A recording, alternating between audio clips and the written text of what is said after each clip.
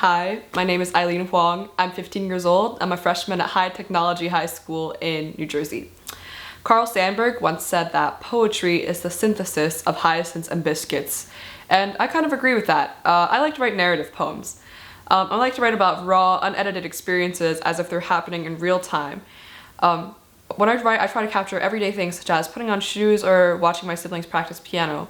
And I take these experiences and I try to add a depth to them. So instead of simply saying that I put on my sneakers and watch my sisters play Chopin, I could say that my shoelaces feel like fishing nets against the red skin of my palms, or that my youngest sister's lace socks can barely touch the polished petals.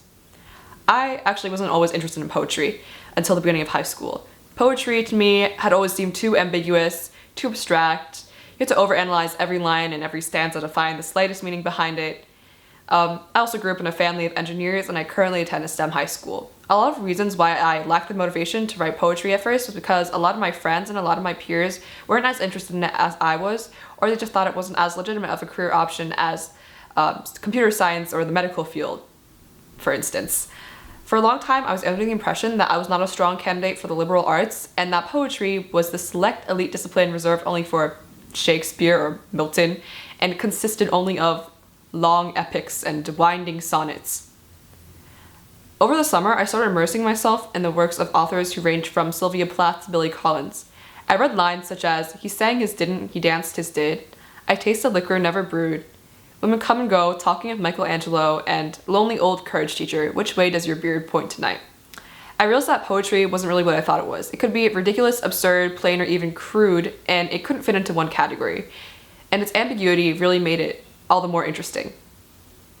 Also, I realized that poetry is less about how breathtaking your experiences in language are, and more about how you're able to convey those experiences, and the many meanings that you can derive from them. The best thing about writing poetry is that you don't have to be a professional writer to write powerful poems. You can turn the most ordinary ideas into powerful ones, such as, combining the otherworldly with the conventional, the hyacinths with the biscuits. I have the freedom to write about anything I want in a poem, and that's what makes it such a liberating and important form of creative expression for me. I want to encourage others my age to look into poetry and to stop them from being discouraged from writing it or intimidated from writing it like I was initially, especially if they come from less liberal art-oriented backgrounds. I've learned not to underestimate poetry.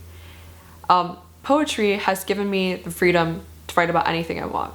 Regardless of how good a writer you are, how many deep, enriching experiences you've had in your life, whatever you have to say in a poem is valid. It has taught me to create meaning out of all the seemingly insignificant moments of my life, and for that, I could not be any more grateful. Thank you.